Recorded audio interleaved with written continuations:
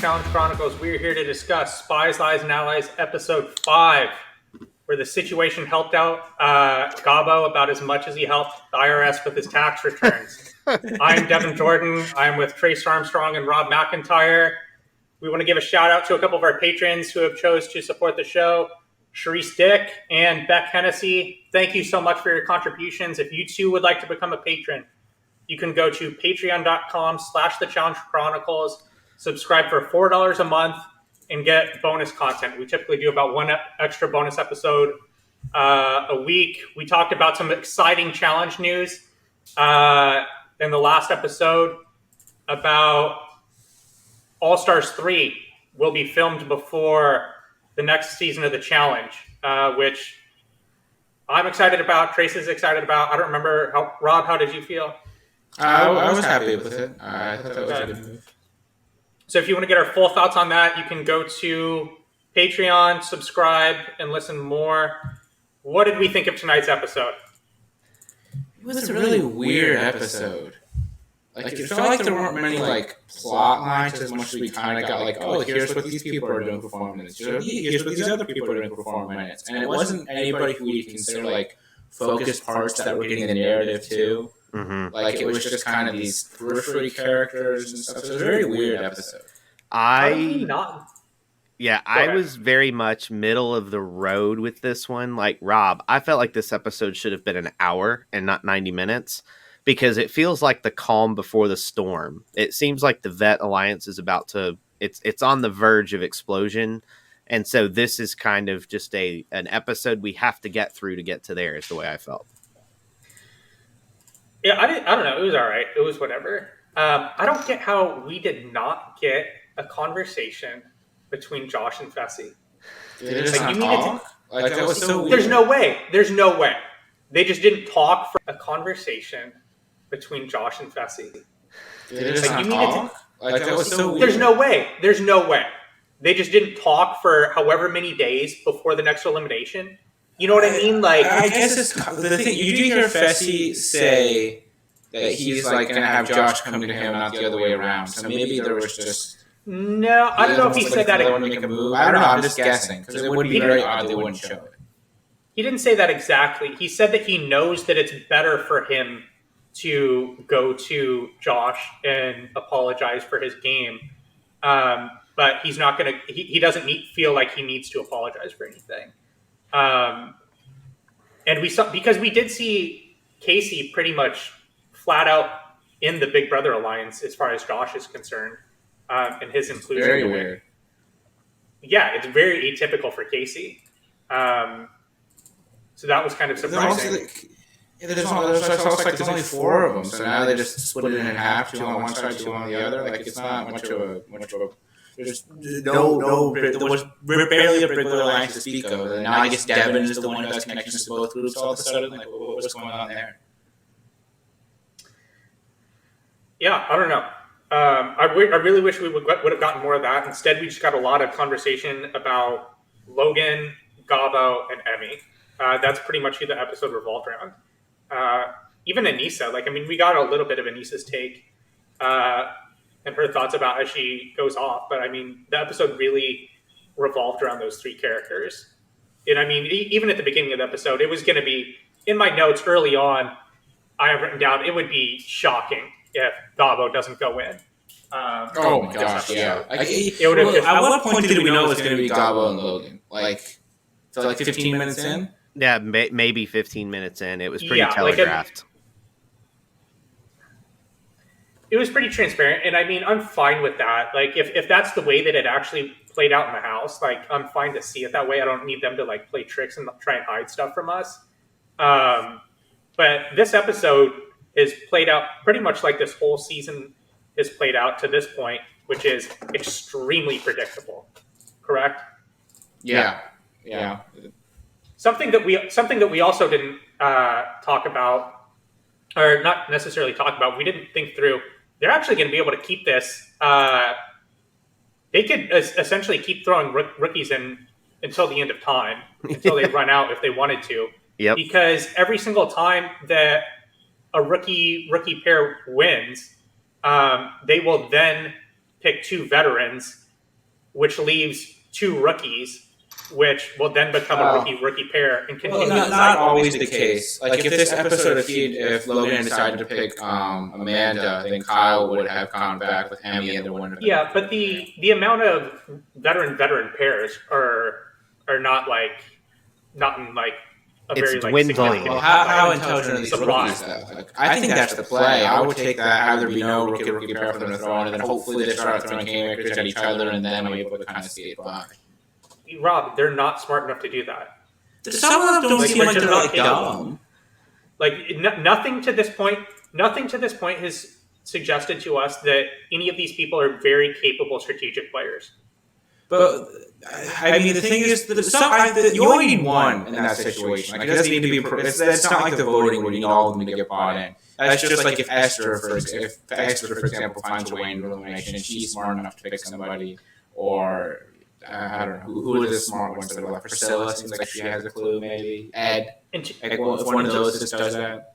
And to your point, it only takes one of them to think of that and bring it up to the other. The person that's going in, right? Yeah. And at that point, it literally only takes one person, and it benefits all of them, including the person that just won. So why aren't they doing it unless someone just didn't think of it? It just doesn't make any sense. I just think they have other priorities where they don't have that sort of group mindset, and that they just want. It seems like all of them just want to be the last rookie left instead of shaking it up entirely and having there be a couple of rookies that make it through and that start going home. It seems like they're all just trying to claw for that one last rookie left position instead of being a bit more aggressive. Trey, what are your thoughts?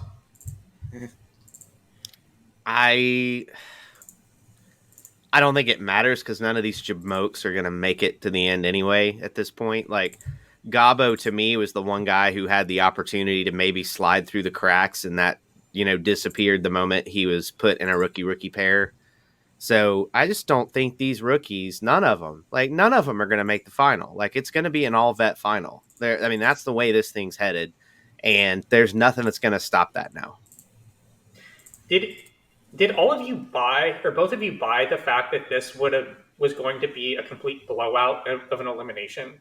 Because no. I didn't. Like, that's the way that the editors tried to portray it, and that's the way that they tried to depict it with the confessionals describing Gabo versus Logan. Like, Gabo seems fine. You know what I mean? Like, he can't do math and he can't do puzzles, but neither can Nelson. You know what I mean? Like, neither can puzzle elimination. Neither can like a lot of people on this show. So I don't really think that makes him that much different than some of the competitors that we see. Well, for me, it was like we didn't really know. It's not like Logan's come in and been turbo. Like, it's not like he has some ace. And then with Gabo, it's like he doesn't give the appearance that he knows what's going on very much. But you never know if he's just playing coy or if he just stumbles into something. Like, people. I mean, I think a lot of it is what we found out from Amanda's Instagram Live, and we talked about this in our last Patreon episode, the language barrier for him was a huge issue. And that he, like, when TJ gave instructions for the challenge, people had to go back and kind of, like, describe them to him and say it again so that he was able to figure out what was going on. And that was a significant obstacle for him and Tracy throughout their time on the show.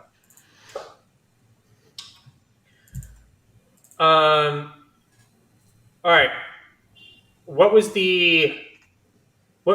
the high points of this episode that we have to touch on? What do we feel like we have to discuss? I really feel like for me, there's Gabo talking, praying to the situation. It wasn't even during confessional too. He's just like on the side of the elimination round, praying to the situation to come. I don't think he. Is the situation really the person you call to help for a puzzle too? Really? Like that's definitely really not one person you're reaching out to.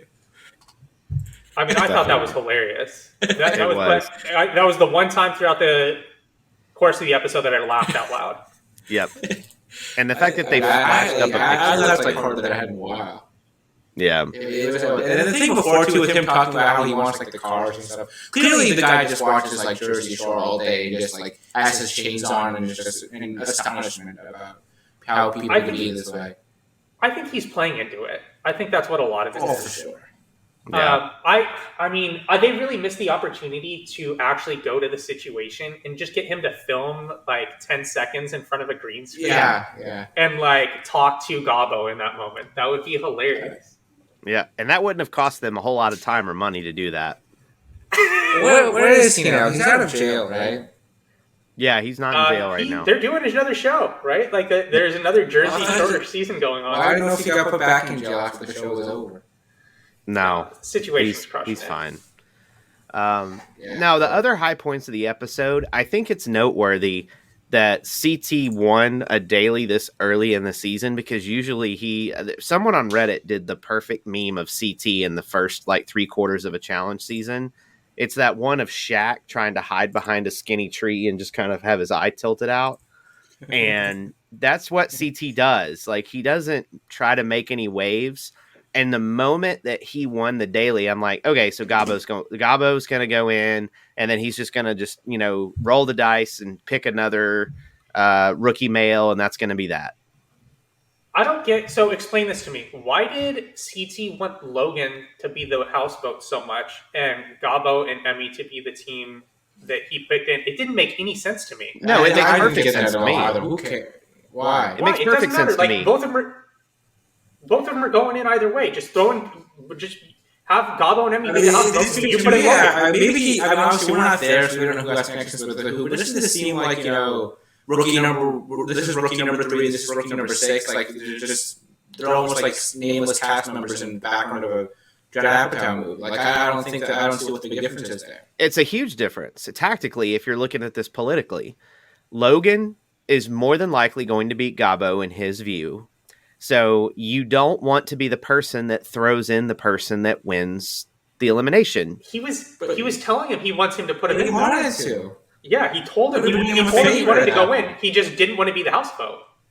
We didn't even talk about that too either, really. Just the fact that both of them just wanted to go in to get new partners was crazy. Well, no, so this whole episode is summed up by the club scene when Kyle, Devin, and CT are talking with each other, and they're talking about how everything is going so great for the Veterans Alliance. CT's like, this is phenomenal. I don't even have to upset anyone. People want to go in. And Kyle goes, do they not even realize there's no skull twist this season? They got the tape from last season. I think TJ's like pulling out someone they're just not seeing them. Yeah, I don't know. And then that was the other thing too with this episode. There was a lot of hookups this episode. Right? Or at least a lot of us dipping in on these different couples that have happened. What's the full list? Yeah. We've got Amber, Nelson, Amber. We got Nelson, Berna. We've got Logan, T. That's a fun one. We've got Tori trying to move in on Emmanuel now. That was on the bingo card for this season, right? That she's going to go for the guy that just looks like TBS Jordan. Yes. I mean, he's really just Jordan with like bolder earrings and bigger tattoos. Yep. Like a caricature of Jordan. That's yeah, it's like if somebody casted Jordan in like a PBS documentary. Yep.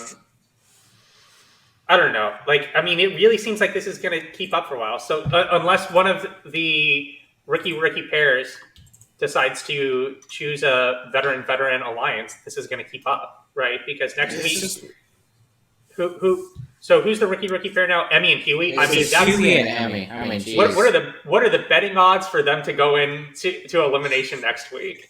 Like, minus holy 750. cow, dude. Minus 750. No, dude. Like, it's like minus like 40,000. Like 1,000. This is like when you're betting on like Putin to win the Russian election. Like that's the incredible odds for this.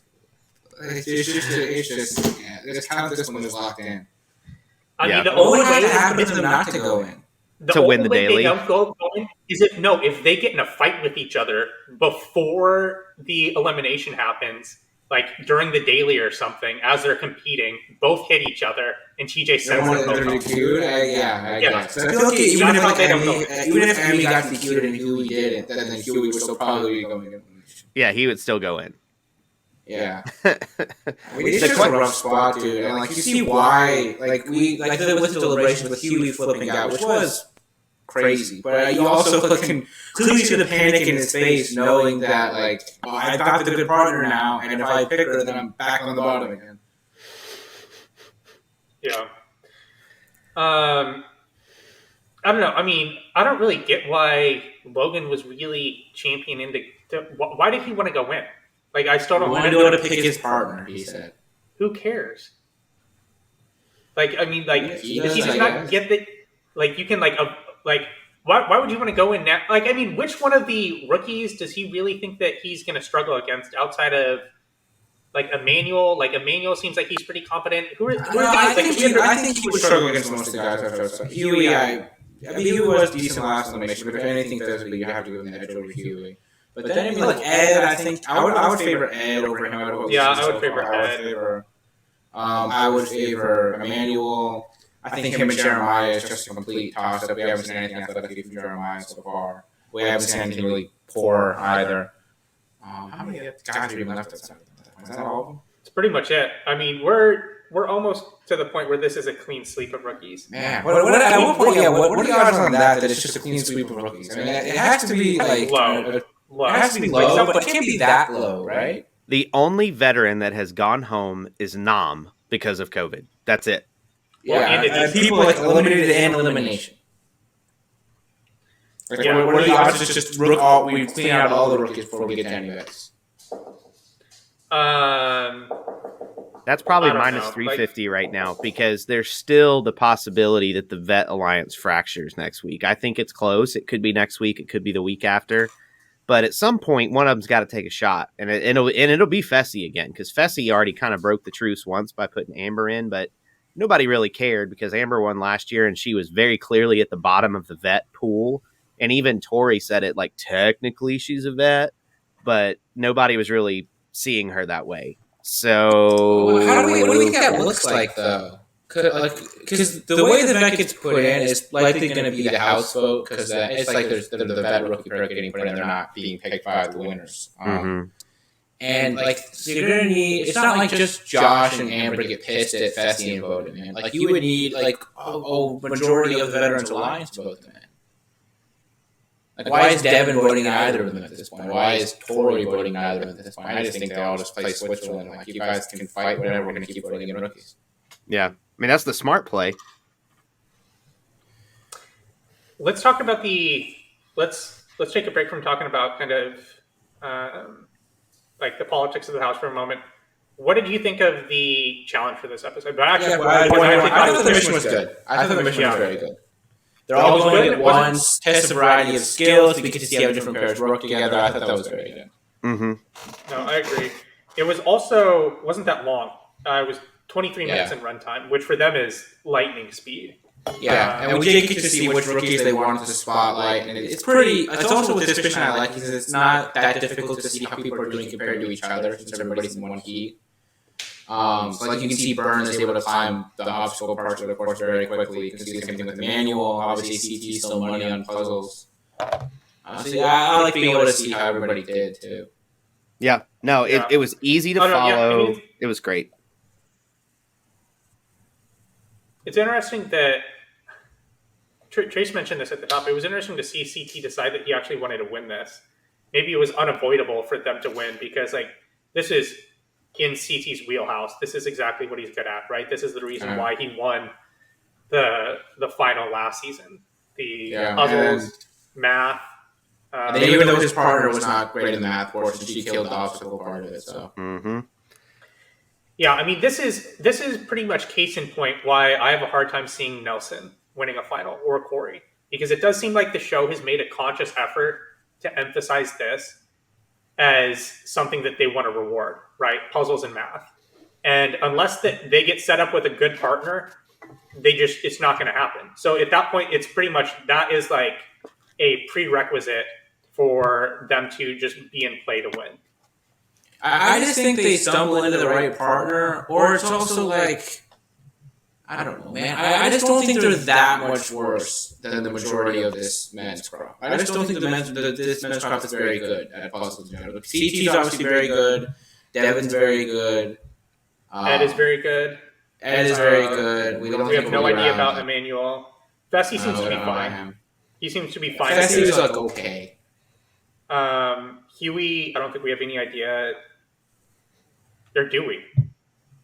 I don't think we have any idea. I don't think Huey can keep a level head at any point. He's very. You cannot keep a level head and beat Corey in a puzzle. Jeremiah, I don't think we know. Josh, I have no idea.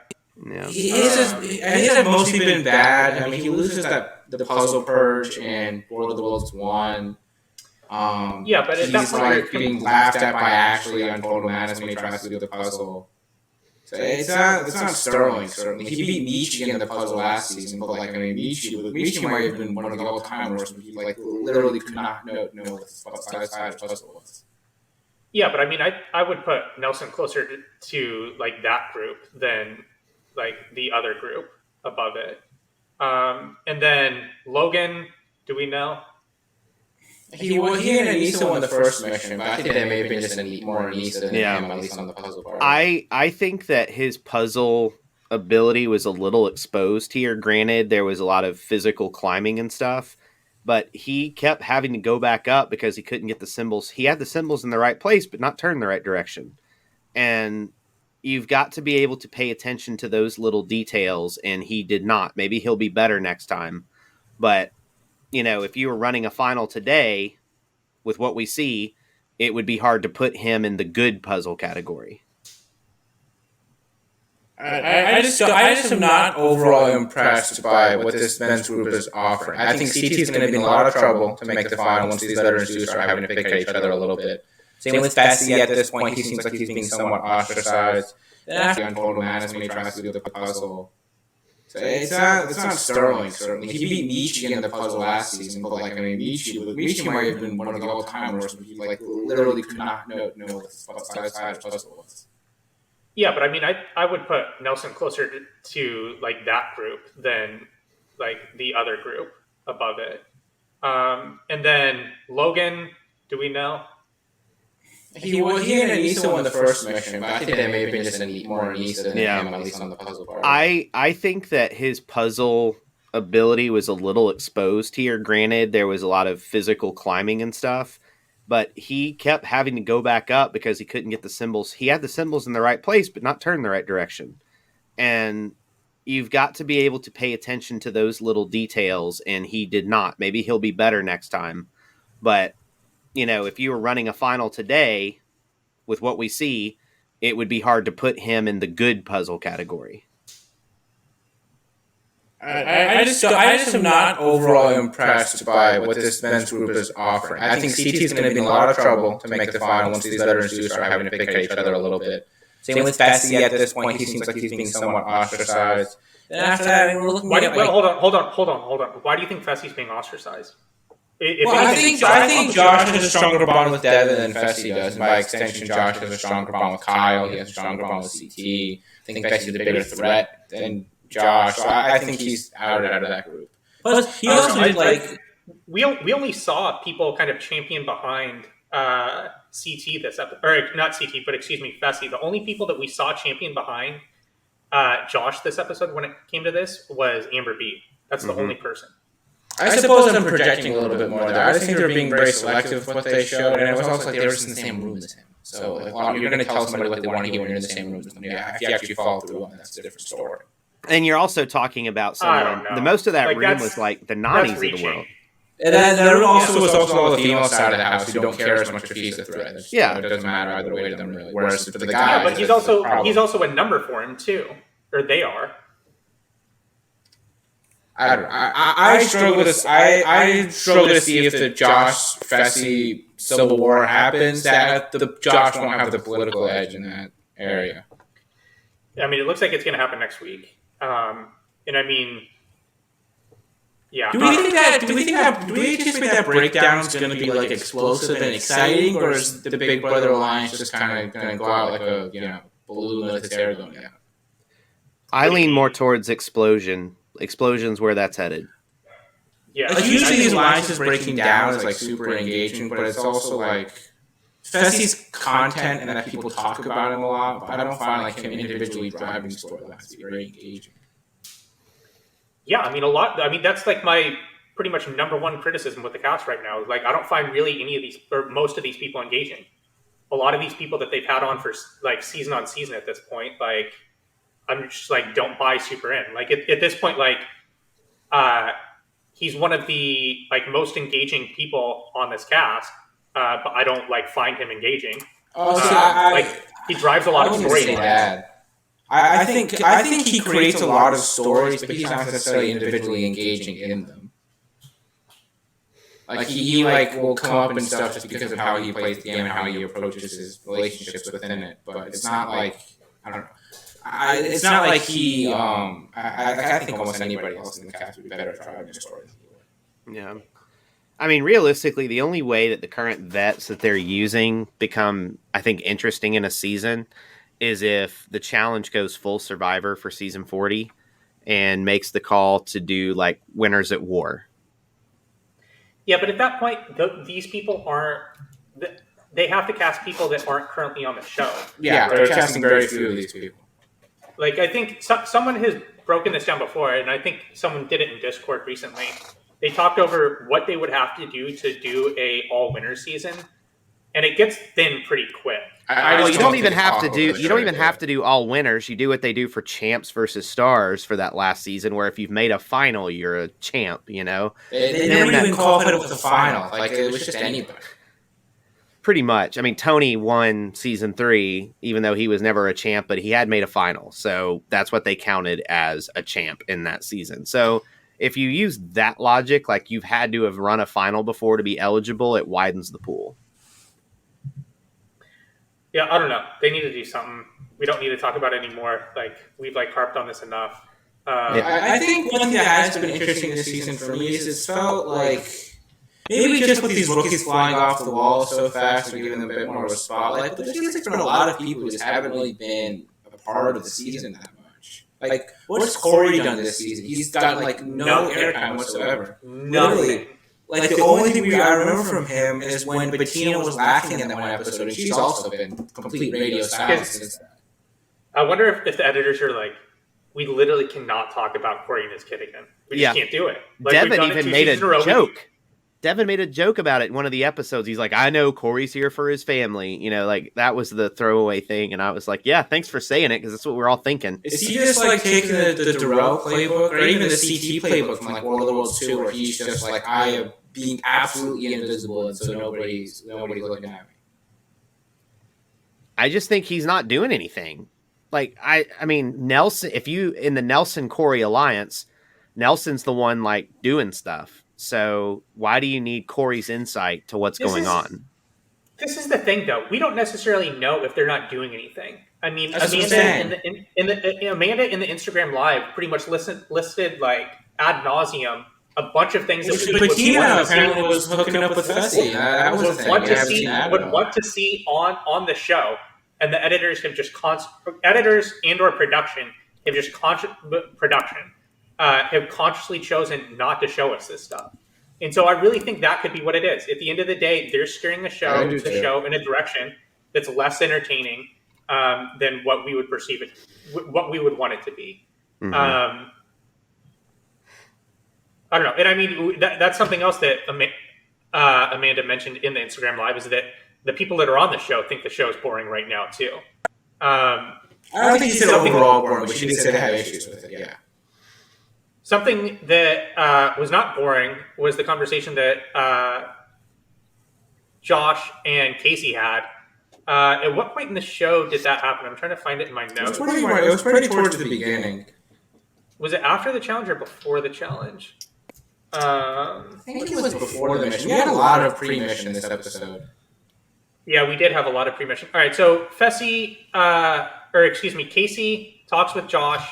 Josh feels like Casey is treating her like he's a child, and Casey says, or like pretty much like suggests that like he is acting like a child. He's behaving like one, yeah. Which she's not wrong. And at this point, I don't think his behavior is that out of line with typical challenge behavior. At this point, Casey is just done with Josh, and I feel like there's probably this is definitely one of those cases where we didn't see the full story because Casey pretty much. This is not in line with her character of what we've seen on the show. It was very weird. She was pretty much like, all right, we're not talking to each other the rest of the season. The alliance is over. What? And so I wonder what happened that we didn't see. I wonder if, like, Josh had... Yeah, I don't know. What do you think? I have no clue. I really have no clue. Like, it's just this fight over Amber that Josh is upset about. And, like, I mean, I get why... they had a pretty good thing going. Let's just keep putting in these rookies. We've got all this time we can buy. Like, I don't see... I almost think he... Because, like, in War of the Worlds 2, it's always a question if Josh doesn't pull the trigger on West in episode 3, just what kind of happens to everybody from that point on, if they're just able to kind of snowball from there. So I think him seeing Fessy again pull the trigger early like he did earlier may have launched a particular, like, trigger off for him. And it's also like I just don't like I can see why he's upset. And I don't get, but I also don't get why Casey makes almost no effort to make amends, seemingly. And that is just done. It was very weird. Yeah, and I mean that could be a lot of it. We've seen Casey countless times be the peacemaker for the people in the Big Brother Alliance, and it's interesting why. On West in episode 3, just what kind of happens to everybody from that point on, if they're just able to kind of snowball from there. So I think him seeing Fessy again pull the trigger early like he did earlier may have launched a particular, like, trigger off for him. And it's also like I just don't like I can see why he's upset. And I don't get, but I also don't get why Casey makes almost no effort to make amends, seemingly. And that is just done. It was very weird. Yeah, and I mean that could be a lot of it. We've seen Casey countless times be the peacemaker for the people in the Big Brother Alliance, and it's interesting why this time she's just decided to not include Josh in the alliance. Is she just confident in her numbers otherwise? That has to be what it is. Like, she thinks she doesn't need Josh because she's not stupid. Like, she's one of, like, the smarter people on this show politically. I put, like, very few people ahead of her. I mean, she could be confident that she could also be wrong. We've seen plenty of people be wrong about where people stood in the house for. If you had to bet on Casey's side or Josh's side, who are you gonna? I really think that, like, that Josh side of the house. If it does split, where it's Josh and Amber and their crew, and not even really Amber, because Amber doesn't have any connections, but it's Josh's side over there, and it's Casey and Fessy's side on the other side. I really think Josh has the hold on this one. I agree. If I had to bet who's going further in the game between Josh and Casey, I'm saying Casey's going further for sure. I'll take that bet. Really? How much you want to bet? I actually would too. $15. 15? Yeah. All right, let's do it. I would be willing to do more too. I feel like we didn't really go above 15. Let's do 15. All right. I think that's a good bet. We have a Josh versus Fessy bet. We had a Nelson versus Fessy bet. I think Josh goes. I think Fessy's done for soon. I really do. I really do too. I don't think he has the numbers. I don't think he has the connections. I think the rest of it. But we saw him talking in this episode. It was all like the girls' side of the house who like aren't going to have as much stake to keep him around as the guys. Why don't they have as much stake? Why don't they have as much stake? Because he's on the like. For the other side of the house, whether they're good or bad, typically, if we're in the game, we're on the male competition side of the house, obviously. Whoever's there in the female competition side of the house is, like, irrelevant, largely, if they're good or bad. Say that again? Like, it doesn't matter as much if the other side of the house, like, if you're the man, the woman, if you're the woman, the man. It doesn't matter as much how good or bad they are. It matters your side much more because you're competing against your side. The other side you might be paired with, but outside of that, they're competing against each other. The women still have a vote, though. I don't get what you're saying. It's not like you have to vote with your partner, and they still count just as much. Well, you have to vote in a pair. Yeah. No, but you have to vote in a pair. Like, you have to vote a pair into elimination. Like, I care more about Fessy's partner than him. Yeah, and I feel like in this particular game, Fessy has almost zero male allies at this point. So if you're a male vet or even a rookie male at this point, He doesn't have one anymore. It was Josh. That's it. I mean, Nelson, we didn't even forgot his beef with Nelson. Nelson does not like him. Corey's siding with Nelson over him. Devin's siding with Josh over him if he and Josh are really done. CT is definitely not keeping him around, or Kyle. Like, I don't see where that's coming from. Fessy is in the Jordan spot of Total Madness. Like, he's a good competitor. He's a good competitor who's got no help. And the only help he's got right now is Casey and maybe Nani because of Nani's relationship with Casey. But aside from that, nobody's got his back now.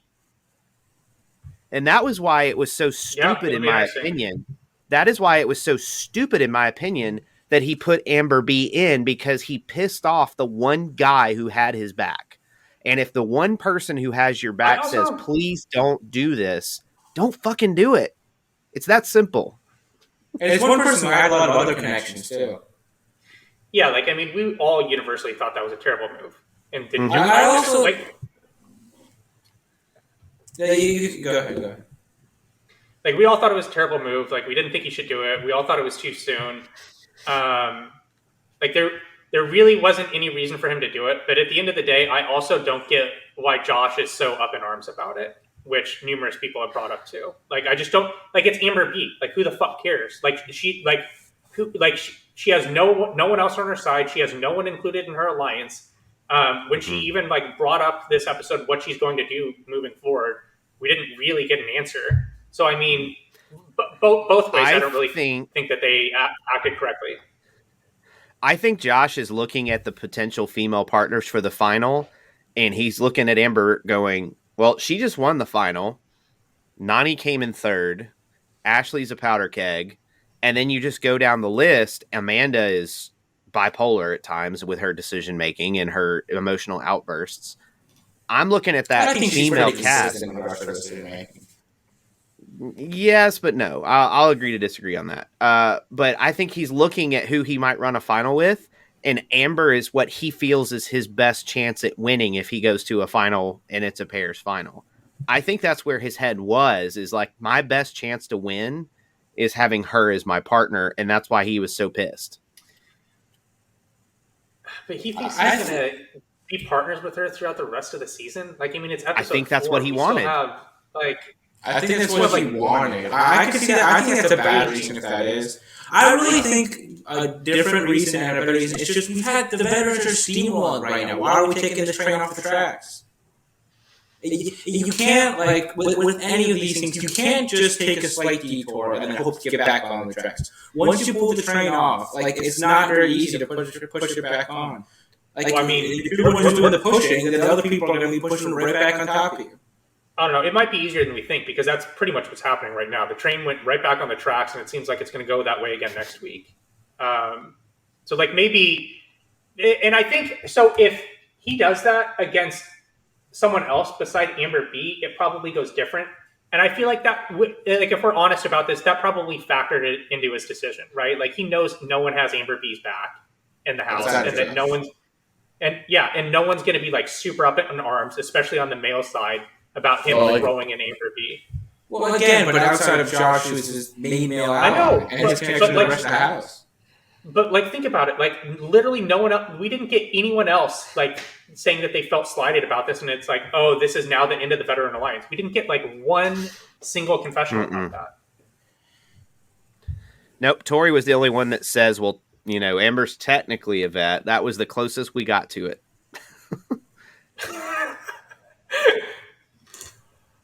They've been giving her a lot of, like, the third person narration so far. It's been a lot of her, Nelson, and Nani, who have just been kind of chiming in on people. I haven't gotten as much from Nelson on that. I definitely noticed it with Tori tonight. Like, they're sprinkling her in a lot just when they don't need to, right? It could go to anyone. We're getting a lot of kind of what she's thinking about what's going on in the house. Like, you don't think that's much with Nelson? How many confessionals did he have this episode? How many did he have? I think Huey had more than he did. For sure. I don't know for 3, so there's been more down episode. Logan and Gabo took most of them. 3 on the challenge is like nothing, right? No, it's really a 90-minute episode. Maybe not this episode as much. 90-minute episode when they just do a bunch of short confessionals too. Yeah, I mean this episode. So for the confessional breakdown, real quick, Logan had the most by far with 13. Then Tori was 7, and then Gabo was 6, and nobody else was above 4. Tori had how many? She had 7. Yeah, I mean that's a ton in an episode where she really wasn't involved in any way. The only thing she did was hit on Emmanuel for a second.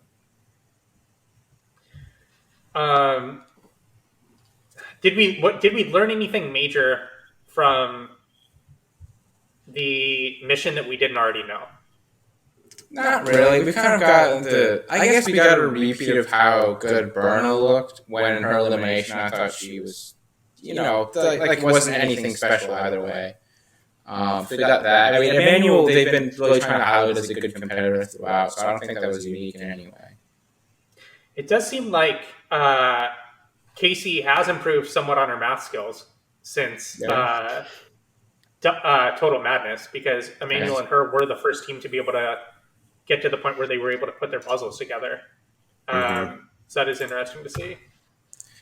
How would we rank in terms of just performance and missions, not necessarily sitting in the house? If we just look at all the pairs as they stand right now, who would be the ones we particularly pick out to be major threats to win missions going forward? For pairs? Yeah. CT and Berna have to rise to the top. I think Fessy and Esther should be number 1. Yeah.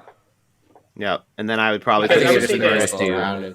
I would say that Esther is definitely better than Berna is. I would say the types of missions that we've seen to this point. I think Ed and Tori are also very capable. I'm not exactly sure who's holding who back in that group. I think it would probably be Tori's holding that group back more than Ed is. I think Emmanuel and Casey I'd put above them. I would agree. Those would be the 4 that stick out initially. Ashley and Josh, I think if they stumble into the right kind of mission, could be the same with Amanda and Kyle. I think they both kind of play into similar strengths. I think if they stumble into the right kind of mission, they could be good. I mean, it doesn't seem like Nelson is going to break his streak in the foreseeable future. It seems like he'll get one eventually this season. Yeah, I mean, a blind squirrel finds a nut every once in a while. I mean, they really just don't have much incentive to try right now. Like, I don't know why she keeps running so hard. That's what I mean. Like, if they don't really have an incentive to try, like, I mean, they still want to. They're still apparently wanting to do it. Like, Kyle's like willing to backstab Devin last episode. CT's winning for no reason at all when it can only. I really think the Kyle Devin thing was he just like didn't want to burn a bridge with anybody else. I really don't think it was him trying to win. I know he said that in his confession. I just don't buy it. I mean, I think if that was his actual reason that he didn't want to burn a bridge with anyone else, I think he would have said that. I mean, in the aftermath, he specifically said that he had just made a deal with Esther and Anissa to not put one back on them if they did it on him. So he was that was what he said, and on that show, which is a little bit less edited than this show is. I really this is kind of going back. This is what I really liked on War of the Worlds one when they expanded the winners group more outside of just one pair. I just think if you extend it down to 3, first of all, you get more contention in like the votes. Right now, all the votes are just one pair member says one thing, the next one agrees, and that's it. There's no actual there's no conflict back and forth at all. And then it gives a lot more people incentive to try in the missions because now you actually have second and third are open and you get power out of it instead of just first. Well, I mean, I don't even think that really does it. I mean, it does it to some extent, but I've seen people bring it up in Discord. It helps, but really what you do, and I've seen people bring it up in Discord, and someone brought it up. Frank brought up a great idea on our draft, too. We should talk about it, too. He brought it up, and that's his name? Yeah, Frank. He was when we had our fantasy football draft this Monday night. Frank had a very good idea for eliminations. You have to at least try making it so the bottom team or one of the bottom 3 teams are the people who go in for elimination. And that at least gives you some incentive to not want to finish last, right? But then at the same time, we get, I mean, there were seasons where that was the case, and we see people just wanting to be right in the middle. Remember? Well, so what Frank was saying was that if you're not in the bottom half of the teams, then you're not eligible for elimination. So only the bottom half is eligible to be put in on one of the votes. I forget which one he said. But if you're in the bottom half, then you're eligible. If in the top half, you're not. Yeah. Greg you're basically also doing this is something I had talked about too. Go ahead. I can spin it real quick, but just basically that you have the winners pick a team, and then you have the house vote in a team, and then you have the last place team. The three of those play rock, paper, scissors, draw skulls, whatever, and then there's one of them who escapes the elimination, and the other two go in. Trey? Yeah, no, what I was saying is it's very much the free agent style, just without the kill cards. I mean, that's really what we're talking about. And I think it worked for free agents really well because some missions, half the house was eligible. Other missions, everybody but the winning two were eligible. So, I mean, it really threw for some interesting politics depending on how all that shook out. So I'm very much in favor of that. The one area I disagree with you on, Rob, is I hate the Troika stuff. Like, I really do. I mean, other than immunity, I feel like if you win a daily mission, if you're the winner of a daily mission, you should get a reward beyond immunity. And if they're not going to do quote unquote reward challenges where you get a prize or something, the prize is power. And so it incentivizes you to do everything you can to win if you want the power. The problem is a lot of these vets don't want the power. They don't want to have that target on their back, but they're about to have to, because these rookies, they're about gone. I mean, they're very close to being gone. So now they're going to have to try. They're going to have to get the power because otherwise they're very vulnerable. I mean, if you're Kyle right now, you've got to feel vulnerable once there's no more rookie males to throw in. If you're Devin, you probably feel that way, but he's pretty entrenched politically, so maybe not. But I know CT's going to feel the heat, and I know Fessy's going to feel the heat. If you're the producers, has this season gone like as poorly as possible for you? No. I think this episode was not good. Like it was a weird episode. It was just things happened that weren't great. But I think that's we said we liked last week's episode. We liked the first two episodes. We've had two below average episodes out of five. One was like one of the worst episodes in like years. I think that's this strong. episode. Like I think you're really forgetting some of these things. Like episode three was like absolutely like atrocious. Like I was like ready to fall asleep. Episode 3 was terrible. Yeah. I actually think I might be higher on this episode than the two of you, to be honest. I didn't think like it wasn't great, but I just mean I'm not even talking about the overall quality of the episodes. The overall quality of the episodes has been very poor. What I'm talking about is all of these people, new people that they're bringing in, who they want to try and build some storylines around and build their audience from by showing this in other countries, are going home. None of them are sticking around. None of them are doing well. That's what I'm concerned with. Yeah, it's disappointing because I actually think some of them, like I've been entertained when they've been on TV. I like Kellis a little bit. We got him. I like Tasha. I like Esther. Like I like a lot of these people when they've been able to be on TV. But it's just a lot of them have gotten 2 or 3 episodes and then they're out. So that is a disappointment for them. I mean, it's one of those things where they definitely shot themselves in the foot with how they set the season up. Like it should have been. I always wonder, how much do you think they game out these formats? Like, do they test these out at all in terms of, like, all right, if we just logically work through this, how we're proposing it, how is this going to play out? Like, do you think they do that at all, or? I bet there's minimal time put into this. Like, very minimal time. Because that's such a huge effect on the product. I bet they don't think about it that much. They probably don't.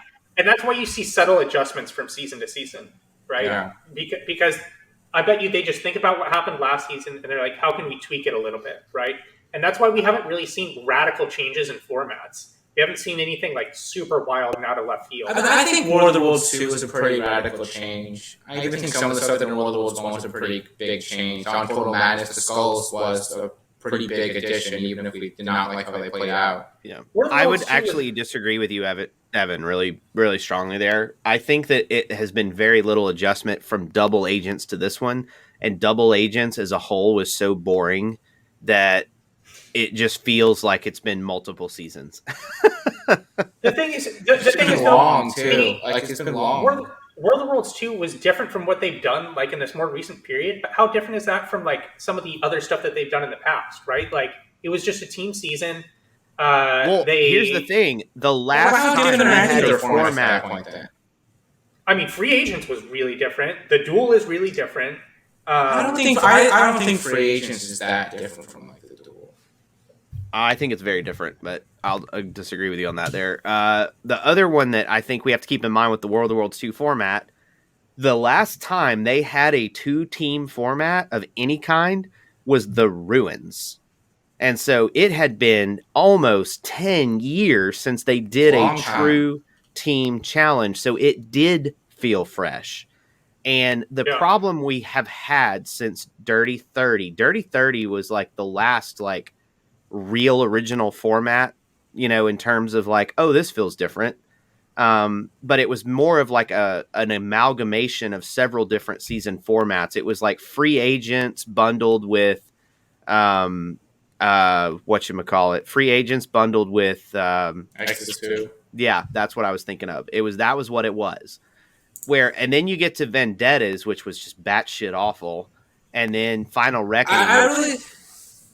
Final Reckoning was just atrocious. And then you get to War of the Worlds 1, where there was a good course correction, but it wasn't that original of a format, aside from the pairs became individuals.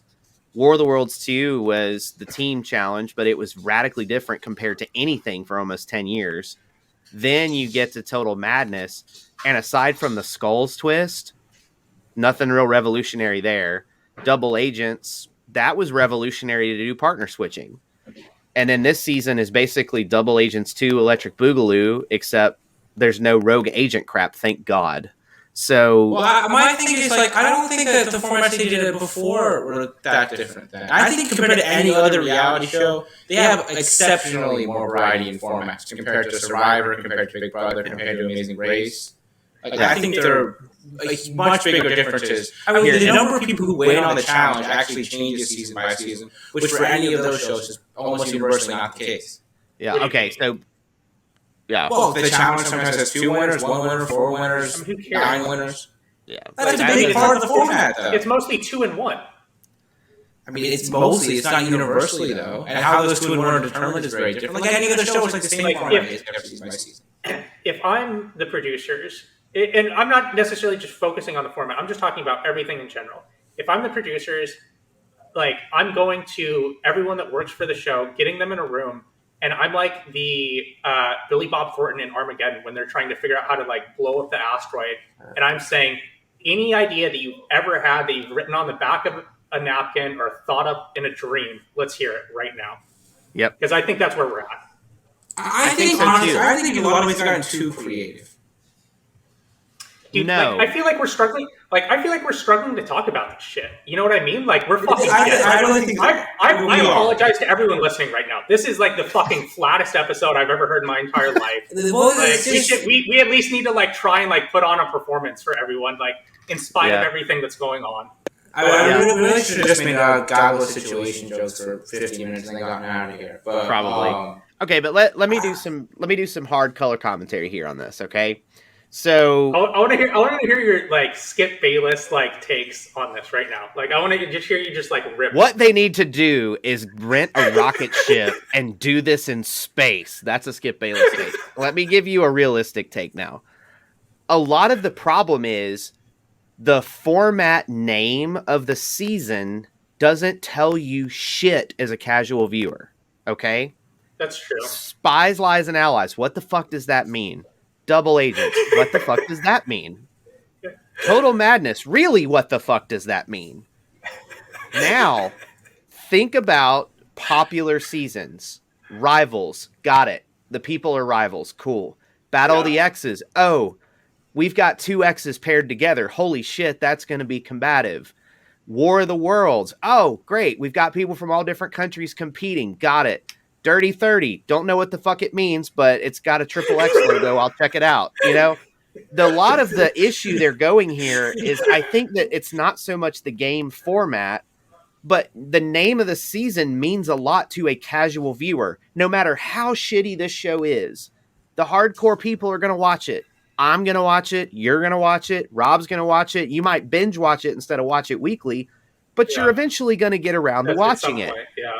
In order to grow the show, you've got to hook people with things that are easy to grasp. And if you're a channel surfer who has watched the challenge in the past and you come across Spies, Lies, and Allies, you don't know what the fuck's going on when you see this. It is a really bad name. And so it's terrible. That is why the reason that Rivals was successful, Battle of the X's was successful, Invasion of the Champions is successful, is the name of the season alone gives a casual viewer enough of an idea of what is going on that they can then spend the rest of their time absorbing the storylines. Spies, Lies, and Allies. It is an atrocious name. I don't even know if we talked about how bad. Like, I think I had a lot of trouble naming seasons recently. How many names have been changed? Like, we had War of the Worlds 2, which was supposed to be Bloody Hell, but MTV didn't want that on their guide info, I guess. So they make all these weird things when TJ's talking about it. Then remember Total Madness was like Battle for Independence or something. It was Battle for Independence originally. And it's just a weirdly, like, kind of takes you out of it when there's like no actual thing saying Total Madness. I wouldn't know it's called Total Madness. They just like TJ's name. And I do think like, I mean, there are a lot of other reasons why Rivals was successful besides having any rivals. Like there are a lot of other things that go into it, but I do think it is not great. Let's bring this up in the context of this conversation too. That 2 weeks ago was the lowest rated episode in the entire history of the show. Last week's episode was the second lowest rated episode in the history of the show. Like, I mean, they're just struggling to like keep people on board, right? And I think it goes back to what I've said this whole, like the last 2 or 3 seasons, and that sure, the ratings may have been good at the time, but you're judging the process on the results and not necessarily the process in and of itself, right? My argument has always been, it's like, yeah, they're good, but can they be better, right? There's the hidden evidence involved, and I think it's finally catching up to them. I really think the ratings issue is like 95% time slot. I really do. I just think if you look previously at seasons that are rated well and seasons that haven't, seasons that air in the spring time slot, if you look on that list of like the recent seasons, have always rated better than the ones that are rated in the fall. And there's also not a significant correlation, at least to me, and maybe my perception of just audience view on things is just wrong. But like the lowest rated episode outside of this season was War of the Worlds 2, Episode 5, which was the episode after Benedict Laurel on War of the Worlds 2. We also don't know what else was going on at that period of time, too. Yeah, but I mean, I think that's what it comes down to. That's never going to change. You're always going to be battling for eyeballs in some way, shape, or form. You know what I mean? You do a better job than they did this time. What are they going to do? What are they going to do? Like, keep bouncing? Don't air the show around Big Brother and subsequently Survivor. That's an easy one. I know, but dude, that's the thing though. Like they're not quick enough to be able to do that. They're not going to be able to handle that. Like, so are they just going to now start showing it on different days? Because the show has been airing. The show has been airing like alongside Big Brother and Survivor for a long time too. Survivor's been on Wednesday nights for like years. So like I'm assuming Big Brother has too. Yeah. Here's the biggest issue. So that hasn't changed. Here's the biggest issue with the ratings. Throw away the overall rating, okay? That's really irrelevant at this point. The rating that they care about is the 18 to 34 demographic. Survivor does not get a great rating in the 18 to 34 demographic. Big Brother does not get a great rating in the 18-34 demographic. Their viewership trends older. Now, with the challenge, since they care the most about the 18 to 34 demographic, their problem is that All Elite Wrestling is the highest rated 18 to 34 demographic show on cable now. And they're head-to-head with AEW Wrestling every week, and that company has so much momentum right now. For those of you who don't watch wrestling, they had CM Punk return, who hasn't been around in 7 years, and he's a huge ratings draw, and their ratings have gone up. They just signed 2 huge people away from WWE who just debuted this past week, and tonight was their first appearance on their show Dynamite that airs head-to-head with the Challenge.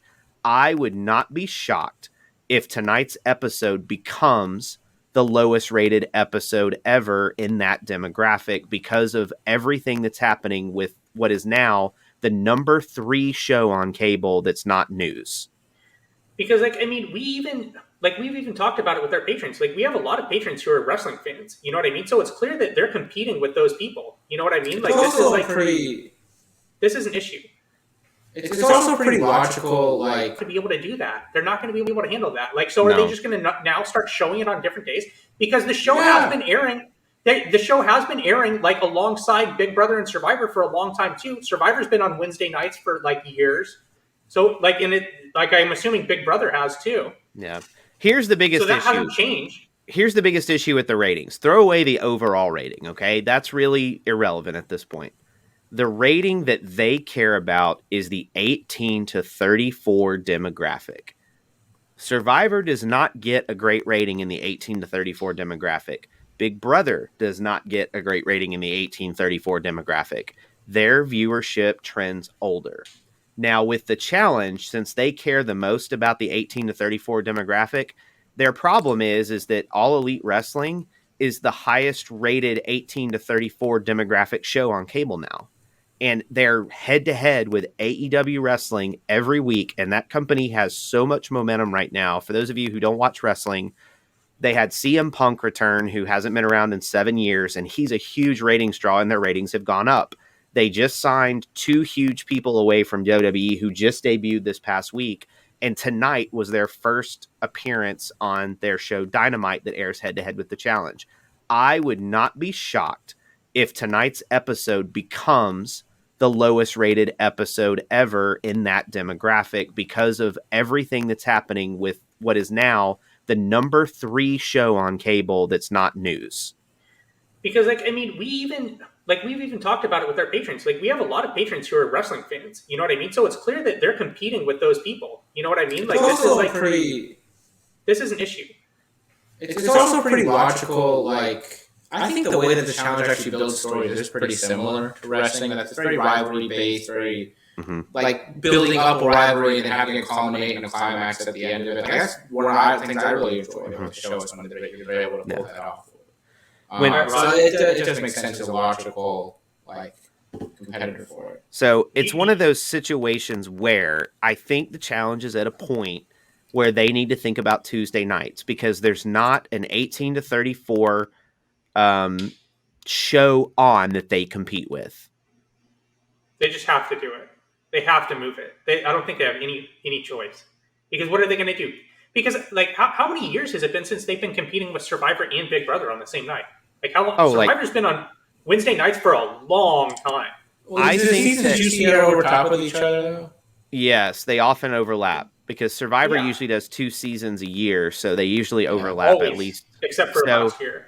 I think that if I remember correctly, the challenge started airing on Wednesdays around the Ruins. No. So since I remember when Invasion was on Tuesdays. Okay, maybe it's fluctuated some because I remember when the challenge first aired, it was always Monday night at 8 o'clock or 10 o'clock. It was one of the two. Or maybe it was 8 o'clock and they aired a repeat of it at 10. So I vividly remember that Monday night was challenge night and then Tuesday was the real world and Wednesday or Thursday was Road Rules. And that was kind of their cycle. As Road Rules dropped, I think the challenge moved around before it finally settled on Wednesdays. But a lot of it is their built-in audience is picking something else, which says a lot. The casual viewing audience of the challenge is either not turning on the television, they're DVRing it, and they're watching AEW live. Because it's a live show in a live arena. All right, Rob. You have your meeting with Buna Murray. You get one chance to pitch to them your big idea on what's going to save the show. What are you telling them? You get one idea. What are you telling them? That is a rough one. Like, what am I coming in with? Full resources to present the idea, or is it just one idea? You can do anything you want, Rob. Anything. I was thinking like one note card I'm sliding across the table. You've got a napkin. No, you're telling them. You got to sell this to them. This is going to save the fucking show. Like, we're ready to get this knocked off the fucking air. You're in there. I think we're somewhat overreacting in that. No fucking shit. But this is how we're trying to save this podcast episode. So go. I really say we take the budget that we're putting into explosions and helicopters and fuel.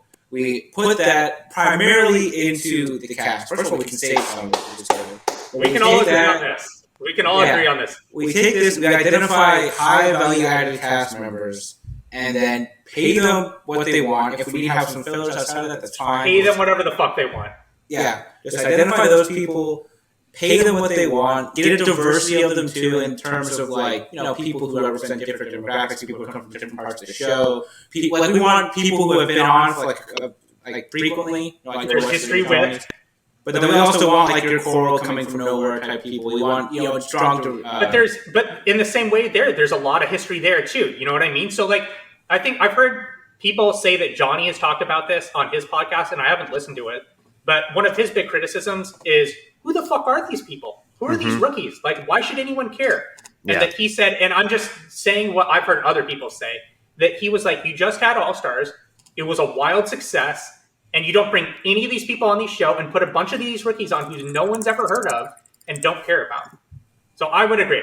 I think that's the number one thing. Trace, would you concur? Yes, except I say there's two things you have to do in addition to the cast, okay? So take that $3 million you're spending on Pyro and put it in the cast. You know why? $3 million means everybody gets a $100,000 appearance fee, okay? That's a good payday to show up and leave episode 1 if you're Johnny Bananas or Wes or whomever, okay? That's a huge payday to show up and be gone in a couple weeks if that's what you want to do.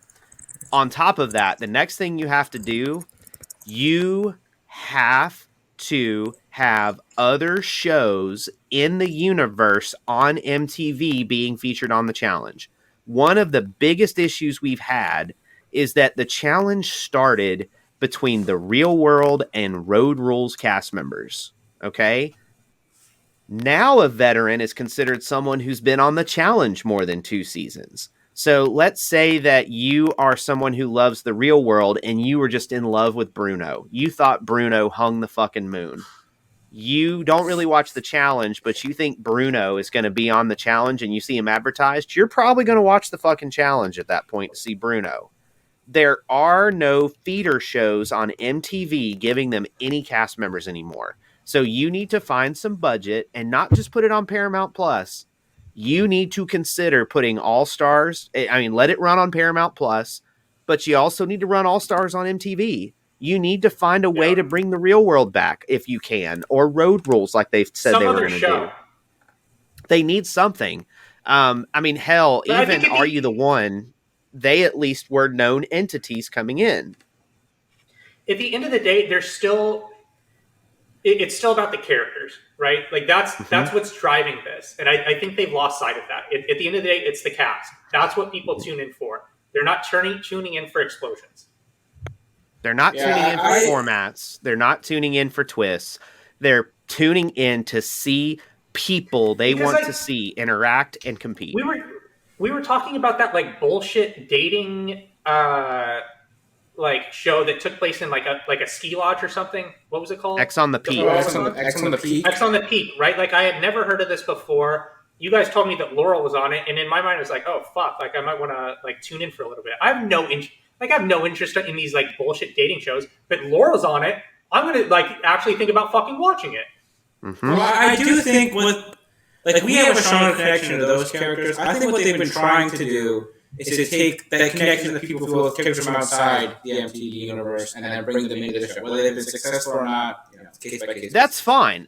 I think that bringing in the Survivor and Big Brother people is smart, okay? I actually fully endorse this. The thing that is difficult for me to explain right now is the majority of this cast is people no one in the United States has ever fucking heard of, and they make most of their money from the United States audience. The casual U.S. viewer turns on and sees Gabo and goes, fuck this guy, and turns the channel. I'm sorry. So that's the issue. If they're trying to bring these other people on that are big characters on the other shows, they definitely fucking failed when it comes to Survivor. No one cares about Tommy. No one cares about Michaela. No one cares about Jay. If you're gonna try and bring in some firepower from these other shows, fucking do it. People really not care about Jay at all. No, dude, compared to some other people from Survivor that they could bring on? Come on. I don't know. But bring on Tony, dude. Bring him on. Who gives a fuck? Who's not going to be on board for that, dude? It's just like, not gonna happen. Like, dude, like people on Survivor hear that Tony's going to be on another show. You don't think people are going to tune in for that? People would. It's kind of like Boston Rob. Boston Rob's 42, okay? Boston Rob has shown he's a reality show whore. He did Amazing Race twice. He did Celebrity Poker. You just throw enough money at him, these people will show up. Like, he might not be any good. I just can't see it happening. I mean, it's just not the... Look at how old some of the people are on All-Stars, dude. That's a different show. Yeah, I know, but people talk about bringing them on the challenge. Well, like, they didn't. They should. Wait, did you say Boston Rob's 42? Boston Rob's way older than that. Oh, no, he isn't that much older. He's 45. Okay. Still. For some reason, I thought he was like almost in his 50s or even like in his 50s. He's still in really good shape. Like, he's not a dude who's like gotten, the dad bod like yours truly has, because I used to be in shape, believe it or not. 4 years ago, I was in shape. I'm not in shape anymore. And so, those are the types of things that, like, if you're going to spend the money on the cast, take that $3 million you're spending on explosions and renting Lamborghinis and TJ's wardrobe, because, they're putting him in some pretty expensive stuff now, whereas he used to show up in biker shorts and a t-shirt and a hat with Monster that I'm sure Monster was paying him to do. Those are the types of things that you take that money and you spend it on the personalities, because if they're paying more than $15K for these international people to show up, it was a waste of fucking money.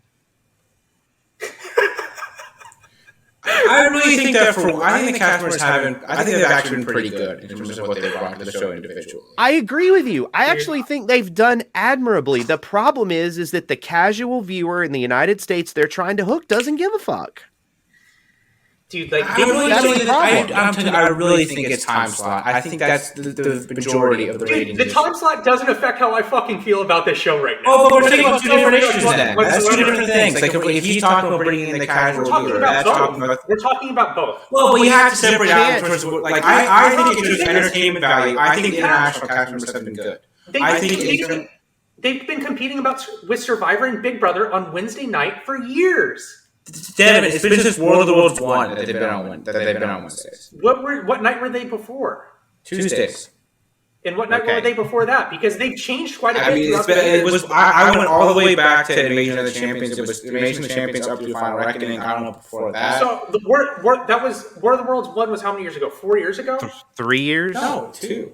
World of the Worlds 1 was in 2019. Oh, well, it feels like it's double agents and everything. This feels longer. I'm looking at it right now. It feels like 10 years. So why then have we not seen all of those episodes like be towards the bottom end then? Well, that happened over that period. All of them were competing with Survivor Big Brother. This was also when a lot of those seasons are why weren't any of those Total Madness episodes on the same level then as they're competing? Total Madness is ratings. There's also nothing else going on. They were head to head with Winners at War. They were literally head to head with season 4 of Survivor. In the world, they were all at home. Yeah, but they were still choosing to watch the challenge live. Yeah. That's the point. They were aired live. That's what we're talking about here, the ratings. I just think there was no sports going on. There was no anything going on. What else were people doing? Dude, we're talking about a different world. I don't know how to say this any differently. Even before then. So what was before? So War of the Worlds 2, right? When COVID wasn't going on, why weren't more of those episodes having? The ratings weren't bad. In the top. No, there was that one episode that was in like the top. Someone sent out a list of like the top 10 or whatever worst ranked episodes ever for ratings, and there was like one for War of the Worlds 2, maybe. No, War of the Worlds 2 had the lowest rated one before this, and I had a couple others that were in that group. The ratings were bad. So then why weren't War of the Worlds 1 in there too? Well, it's a different... I really think... I'd want to look into it, and we're coming at this from a perspective where there's a lot of information I don't know. And that I really... season by season, there is a noticeable difference, and that spring season's way better than fall seasons. That's something that is quantifiable. I'm sure if we took the average rating for that would be borne out. I don't know what else was going on at that time. And it was 2 years, like you said, it felt like 10 years ago. It's been 2. I don't know what else it was airing against. I don't know what the ratings for this other was airing against. We know it wasn't rating against AEW, like Tracy's mentioned a couple times. They weren't. They were not running against AEW. Yeah, because I mean AEW is averaging like a 1.2 right now, and the challenge is hovering in the 0.6s. But the challenge, just for Total Madness, they were regularly hitting 1.0s. I mean, I know part of that's pandemic, but Double Agents kept up a lot of that momentum too. I mean, they had some episodes hit 1 million viewers. And so I don't know if it's because we're just oversaturated with the challenge, but I think at the root issue, there's 3 things that have occurred, and they have to fix all 3. Fixing just one of them isn't going to solve the problem. They need to go back to Tuesdays because AEW is they're red hot, and they're only going to get more popular as they suck viewers away from WWE. That 18 to 34 demographic is going to watch a live wrestling show over a taped challenge show if you watch both. I mean, I just feel that way. There are going to be some hardcore challenge fans that choose the challenge, but a casual viewer of the challenge is going to pick AEW if they like wrestling. That's just what's going to happen. The next thing they have to do is fix the casting because, like we've talked about ad nauseum, like I truly believe it doesn't matter how good the foreign players are. I just think that the casual viewer doesn't care. And unless they've been around like a bear where your personality is so over the top and you are so entertaining to the point of you can't deny, like you can, if you were to show someone who's never seen the challenge before, but they like reality TV, if you go back to Total Madness and show them that whole Bear Kayla situation with the Offspring and Wes and Johnny taping Kayla's boyfriend to the ceiling while all that's going on, the fire extinguisher, they are in. They are in. Like, Bear's one of the most charismatic people I've ever seen in my entire life. Yeah. And then the third issue really boils down to me the format problem. You know, they need to simplify the names of the seasons so that it's easy for a casual viewer to flip through and go, oh, the challenge is doing Rivals. Awesome. Vendettas. The season might suck in hindsight, but when you see the challenge Vendettas, you go, oh, these people have an axe to grind against each other. I'll watch that. Final Reckoning, even though, again, a shitty season, the name of the season says a lot. War of the Worlds says a lot. Total Madness means nothing. Double Agents means nothing. Spies, Lies, and Allies really means nothing. I think that we need to separate out into 2 separate things. I think the ratings is, again, I really think it's vast majority of these times, especially now that Tracy's brought up AEW. That wasn't something I was aware of. That does make a lot of sense, though, to me, in terms of how that's sucking out viewers. For my personal enjoyment, cast refinement's a significant part. For me, the format, I do think in hindsight, I think the season actually would have been a lot better if it was just formatted like Worlds. Sure. Like if it was international, if it was just rookies paired with vets, and then there's no pair switching, and because then they'd actually be going at each other. I mean, what really ruined this season, like, if you could, like, only change one thing about the format of this season, it would be not allowing them to pick any 2 people, or the winners being able to pick any 2 people to go in against the house vote, and then they had to take an actual pair. That ruined the season. And I wonder, like, what did they think they were going to gain by doing that? Like, what did they think was going to happen? Just one of those things like, oh, let's tilt the scales a little bit this way to see how it goes, and they just don't think through it fully or play it out in their mind of how that plays out. And then they probably also didn't think best to be just locked in with each other. Yeah, I think that's the main thing. I think that production was like, there's no way these vets will really cooperate. These people love to stab each other in the back when the time arises, and instead they've actually held it together. So from a production standpoint, they are probably, when they were filming this season, praying for Fessy to do something stupid politically. They were waiting for Josh and Fessy to go at each other because you're just praying that something happens that shakes this up. Because right now it's chalk. Like next week, I have no doubt there's going to be 4 rookies in that elimination. Like, no doubt. Yeah, no, you're right. I mean, I wouldn't bet against that. No. What's the hope? Is that Fessy and Josh like almost kill each other, and then one of them happen to win the mission? But one of them's going to get sent home if that happens. Like, if they almost or kill both each other. of them get sent home. Who knows? Dude, honestly, that might be how all this ends. Like, do you think so? What? Both of them just like getting an actual fist fight? I think Josh is more likely to instigate that than Fessy. Like, Fessy seems like he's been like pretty level-headed about this, even though he's made the wrong decision and like we don't agree with the decisions that he's made. Like Josh seems like he's been more emotional about it. Like he was the one literally screaming at the top of his lungs at Fessy on the elimination ring. And then when we get back to the house, he's like crying with Amber. I don't know if he was actually crying, but like he was like outside talking with Amber B. And Fessy was just kind of explaining to everyone in the house in that room kind of like his thought process. Speaking of crying, we didn't even talk about Anissa like breaking her shoulder and then getting DQ. I mean, what's there to say? Like, I mean, I feel bad for her. Yeah. She like in my mind, she has no chance to win, or like next to no chance to win. I hope she's okay and feeling better. That's how I feel. Mm-hmm. It's just one of the, it just sucks to see. She was clearly very broken up about it, so it didn't seem like it seemed like a bad injury. I'm sure it hurt. It looks as someone who has separated a shoulder. As I've separated a shoulder, it fucking hurts. I don't care how much painkillers they give you. You hurt your shoulder, it fucking hurts. Like, period. How do you think she hurt it? Falling. I think she tried to like catch herself falling. She fell down what it was on the wall, and like I think she tried to like brace herself on the fall, and it just popped out. So you think it was on the brace? Because one thing I noticed too was when she when she fell down. She seemed like she was about to fall and she tried to like catch herself, and I wonder if that was what separated. Possibly. Yeah, I mean, it did seem rough, and she was very disappointed with that. So that's obviously sad to see. We didn't even talk about that. Though honestly, I feel like we'll finish this episode. We'll remember in a few weeks. We'll remember that probably, or remember Gabo, the situation. It's not even part of the show. Yeah, and then maybe Huey screaming for no reason in deliberation. What if they just bring the situation on? They've thought about it, apparently. I mean, I heard that the reason they didn't is they had an opportunity to bring on the Jersey Shore. Oh, dude. Yeah, that's the thing. That is what kept this happening. Was he selling hubcaps for money? Well, nowadays you could bring them on. Here's the thing. The challenge missed the hugest opportunity in the world in what we would consider one of the golden eras of the show.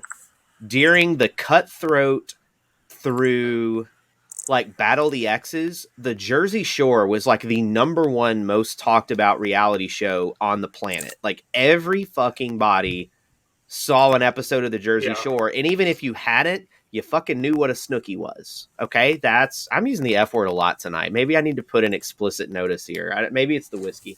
We have or just my general like we should. Like we just need to. Like it's gonna like make a better show for us. Go ahead, keep going. Yeah.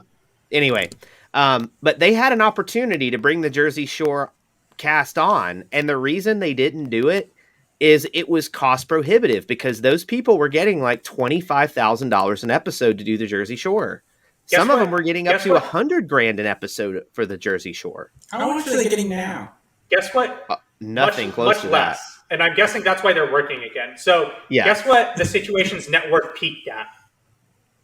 $2.4 million. It's going to blow everyone's minds. That's your hint. Oh, it's like $10 million then, isn't it? Rob? 14? 10. $10 million that jabroni was worth.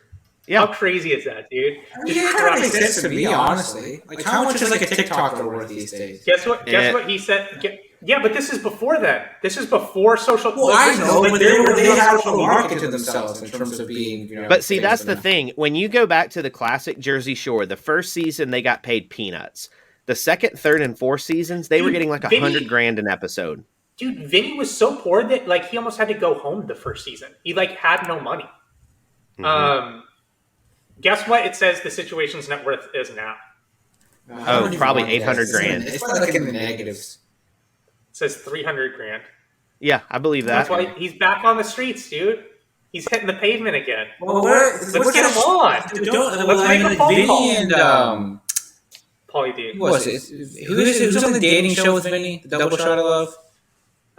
It's Pauly D.